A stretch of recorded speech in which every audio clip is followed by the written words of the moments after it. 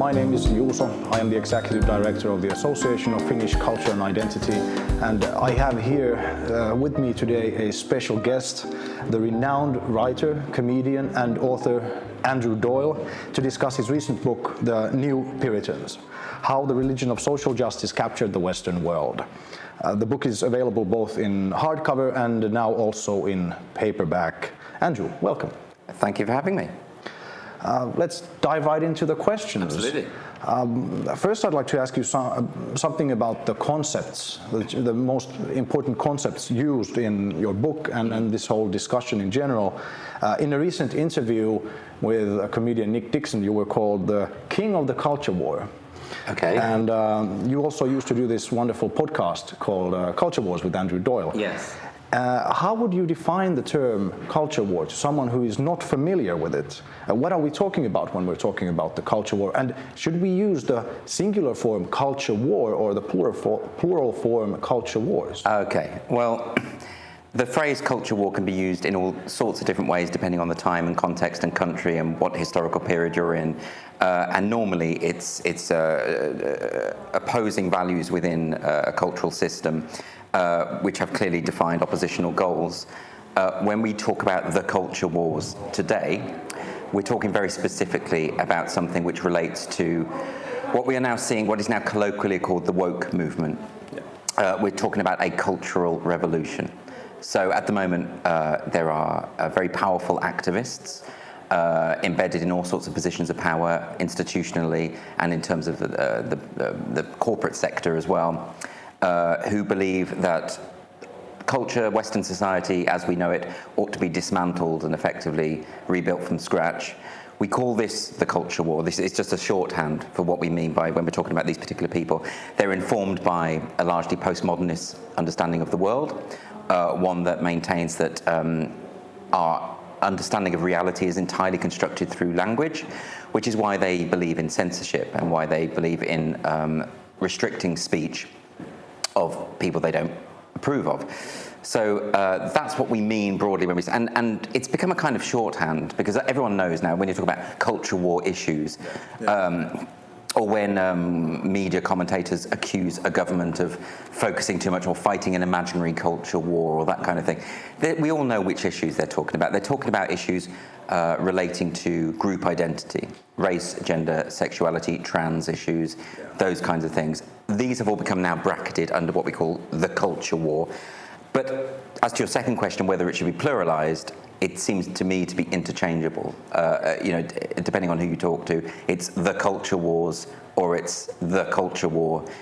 Whichever you use, I think it's quite a useful shorthand because I don't think there's anyone who's confused. I mean, there's a lot of people who are confused about the substance of the culture war. Yeah, that's for sure. No. But everyone knows what you mean when you say, oh, this is just a culture war topic, or this is a culture war talking point. Everyone knows that it will have something to do with group identity or censorship or, social justice. And this is probably the reason also why the issue of free speech is related. It very much is because, I mean, my background is very much, I'm an old school liberal, and I believe in social liberalism, which means I believe in equal opportunities for everyone, irrespective of who they are, irrespective of their race, gender, sexuality, how they identify, religion, class, anything. I think everyone in society ought to have a fair shot of things and no one should be privileged above others. Liberalism also means a belief in individual autonomy, individual freedom, with the understanding that we have a shared humanity and shared goals, and that's very, very important. So I believe, and you can go back, all the great civil rights luminaries of the 1960s, Martin Luther King, second wave liberal feminism, gay pride movement, all of these movements are liberal movements. These are social, this is the side I am on.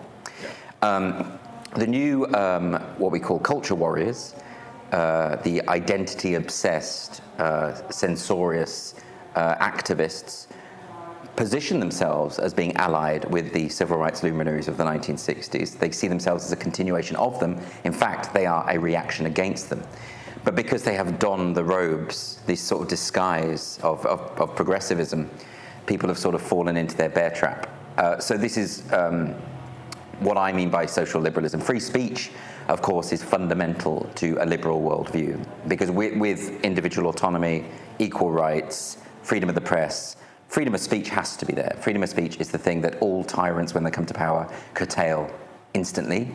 And freedom of speech is the only means by which we can collectively work together to work through our differences. How would you describe your position as a free speech advocate? Would you consider yourself to be a free speech absolutist? Yes, and I think when people say they're free speech absolutists, people try and catch them out, and they'll say, oh, well, so is it all right if I blackmail you and use my speech to threaten you or harass you, etc. When free speech absolutists talk about the need for free speech, we're not talking about when people use speech in order to commit a crime. Mm-hmm. And that's a very important distinction. It is. So if someone libels me, if someone commits perjury, if someone commits espionage, if someone commits harassment, all of these things are already illegal. And the crime is not speech in that case. Speech has merely been used as the mechanism to commit the crime. Yeah. So if that does that sort of make sense? So when someone blackmails you, you're not punishing them because of their use of speech. You're punishing them because of the crime that was used. Speech was merely a conduit to the crime in that case. Mm-hmm. But aside from those things that I've outlined, yes, I do believe absolutely in free speech, irrespective of what you have to say and how much I might hate what you have to say. And that includes being insulting, expressing objectionable ideas, even ideas that we as a society, as a consensus, have long left behind. I think people have to be able to say that, because all great ideas start out as heresies. So you would have this with a good example, and one that I give in the book, in the free speech book, is of Galileo. I mean, Galileo ended up under house arrest under the Inquisition for his belief in the Copernican theory that the sun goes around the Earth. Vice versa. But he would have been prosecuted for hate speech. In fact, it was a form of hate speech. Had hate speech laws existed then, that would have been the thing that they would have been using to prevent him from speaking. So I think it's very important that although, yes, there are lots of hateful people who want to use their speech to be vicious and to bully, etc., we're not protecting free speech because we endorse what they have to say. We're protecting free speech because the principle is much bigger than they are. Exactly. This kind of leads me to the second concept I wanted to ask you about, and that's woke. Now, this is a term that seems to be notoriously difficult to define. Yes. Yet everyone has a vague understanding, it kind of like the culture wars. And in your book, especially in the 4th chapter, you give a wonderfully learned and succinct definition of this thing that you called a hydra with many heads. Yes. Could you briefly go over what you see as the key tenets of woke or critical social justice? Yeah, it's really difficult because, as I say in the book, every study into this and every poll shows that no one really agrees as to what it means, and everyone has their own definitions. But of course, the culture war is largely being fought linguistically. It's mostly about who gets to define the meaning of words. So when people like me, when social liberals use the word woke, we're using it as a shorthand for this very sprawling, nebulous movement, ideological movement. And we need to have a way to describe it. It's not easily described because it has so many strands to it. However, the word woke has become a shorthand for it because that's how the advocates of this movement describe themselves up until about 3 years ago. And some of them still do. So it's a useful shorthand. It strikes me as quite courteous to use that phrase because that's the phrase that they use themselves. It's not a pejorative when I use it. I think some people do use it as a pejorative. I don't. I use it merely as a descriptive term. And what I'm describing there is, how do I put it in the book? I sort of outline the 4 key principles behind those who we describe as woke all share these key views, right? So the first one is censorship, is the idea that words can be violence, that words therefore need to be curtailed, that censorship needs to be implemented in order to protect marginalised groups. That is a view that you will find pretty broadly amongst those who we describe as woke or who describe themselves as woke. That's the first thing. The second thing is group identity. That is an obsession for them. They believe they come from a left-wing background, but they don't really, because they have no interest in class or economic inequality. But what they have done is substituted money and class for group identity. So they now see race, gender, and sexuality and trans identity as being the nexus of everything that underpins society. That's particular to the woke as well, and you'll find that across all woke people. The next thing is power structures. They are obsessed with the notion of power. Power to them is almost like a deity, actually, or a demon, more appropriately. They take their lead from Foucault, who believed that power didn't work in society as a top-down formula, as we think of it, magistrates, kings, priests, etc. He saw power as running throughout society and working in all directions, a kind of grid, a power grid. And they see power as being underpinning absolutely everything. So in any kind of social justice debate, they're asking the question, who is being served by this? In other words, they divide society into the oppressor class and the oppressed class. And that's the way they see it, the privileged or the underprivileged. That's the way that they see it. So that's the power structures, and their idea is that we have to kind of detect these power structures and then dismantle these power structures in order to achieve equity. Not equality. That's really important. They're not interested in equality. They use the word equity, and a lot of people think they mean equality, and they don't. They mean, in other words, equality of outcome, not equality of opportunity. Yeah. The liberal view is equality of opportunity, and the authoritarian view, the woke view, is equality of outcome. The fourth thing that unites them is this notion of lived experience, this idea of individual truths, individual ways of knowing. People talk about, you can't understand a gay person's experience unless you have been gay yourself, and that marginalized people have a superior understanding of society, not just a different understanding, but a superior understanding, because they're not part of the hegemonic, cis, white, heteropatriarchal power nexus, if that makes sense. It's a thing called standpoint epistemology. So I, as a gay individual, have a better understanding of society than you do as a heterosexual, because I'm from a marginalized group. That's the idea. Yeah. But it's very simplistic, and of course it's reducing everyone into their identity categories, which is fundamentally what this movement does. It prioritizes identity, group identity, over individual autonomy, and that's why it's a problem. And that's why really what this is about, if you take all of these things and kind of summarize what the movement is, it is really about, the debate isn't about left wing versus right wing. It's the old debate which goes back to John Stuart Mill on liberty. He talks about it on liberty. George Orwell used to write about this, and there are many, many other writers who have. But it is really the conflict between liberty and authority, between those who believe in freedom and those who believe in authority figures deciding what you can do and what you cannot do. And that's why I would say the closest synonym to woke, if you want to understand what woke means, the closest synonym is probably anti-liberal. So if you take the word woke, yes, think of it as a synonym for authoritarian.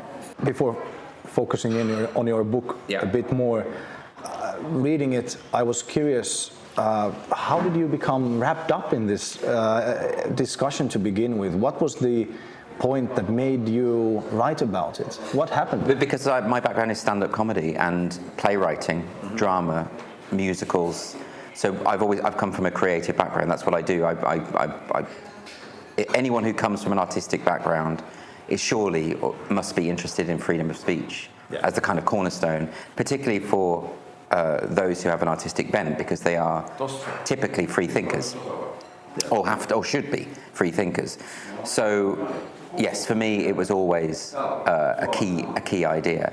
And when I started to see that free speech was under threat in the UK, in the United Kingdom, that really troubled me, and particularly when creatives were the ones who were sort of trying to police the boundaries of what was acceptable to say, what was acceptable to depict in comedy or in theatre or on film or whatever. So I was thrown into it, really. It's not something that I've sought. It's not a battle I've started. I'm not a culture warrior, I'm a critic of the culture war. And of course, there's an important distinction. So it was the free speech issue that was kind of a gateway to the discussion. Yeah, I think so. We had a comedian in Scotland who was arrested for making a joke video with a dog, where he taught his girlfriend's dog to do a Nazi salute. Yeah. And it was obviously a joke, went viral, 3 million views, not one complaint to the police. But the police, because the police are very much, particularly in Scotland, very much ideologically captured, they went out to try and find people to complain about the video, arrested him, 2 years of lots of taxpayers' money, a ridiculous, protracted waste of time, and ultimately he was found guilty and fined. And I think you covered this well in your podcast, Yeah. in the Culture Wars podcast. This pug incident. Yes. But now let's focus a bit on your book. Why this book? Why did you want to write this book? Who are the new Puritans? What is it about? And who is it for? Oh, well, I started writing this book before I started writing the free speech book. Really? Yeah, because this was something, I was very conscious that hardly anyone seems to understand what's going on, and everyone seems to be completely baffled. Mm-hmm. And it is that confusion which is the reason why ideologues seem to be winning this culture war. And it's simply down to the fact that most people don't understand what their aims are and what they are actually doing to society and how regressive they are. So I wanted to write a book that sort of was an accessible book that took everyone through the various stages of the belief system and why it is so damaging for society. But you can't just do that in a pamphlet. You need a full book to be able to do that. It's very complicated. But I'd written about a third of this, and then my publisher said he wanted a book on free speech because, well, it's because my publishing house was the one where there were protests from the staff because of J.K. Rowling's book, because it's the same publisher as her book, and she was writing a children's book at the time. And actually, the publisher's Little Brown said to the staff members, no, you can't just down tools and not work because you don't happen to agree with one of the author's opinions. So they took a stand, and that's very rare in the publishing industry. But at the time, he suggested to me, he said, this is obviously something that's quite important. It's obviously important to me. So would I like to write a book on free speech? So I did. So I went away and wrote that book. But it's only a short book, so that only took me a couple of months. And then I was back to the New Puritans. But as you know, the topics are interrelated. Was it a choice to extensively catalogue all the kind of news articles about these things? Because no one can claim after reading this book that the phenomena doesn't exist, because you give so many references. Was this a choice from the beginning that you wanted this kind of? I think you have to, because people keep denying that the culture war exists. Yeah. You just have to keep the receipts. The culture warriors are very good at gaslighting. They'll tell you that nothing's happening when it clearly is. So in this book, in the New Puritans, I mention a lot of examples to describe what's going on. And at the same time, I source them in the footnotes. So people can check the articles, they can check the original sources. It's something that's definitely happening. And that's the thing. That's why so few of my detractors have read the book. Because if they did, they couldn't walk away and say this is all imaginary. Today you will be talking with the topic of the New Puritans and the downfall of liberal values. Yes. What is the message that you want to leave us here with today? I want to restate the case for social liberalism, basically. I want people to understand that there's something about humankind that has a kind of instinctive and very negative bent towards authoritarianism. The appeal of authoritarianism is endless. It's there throughout human history, in every human society, and it doesn't go away.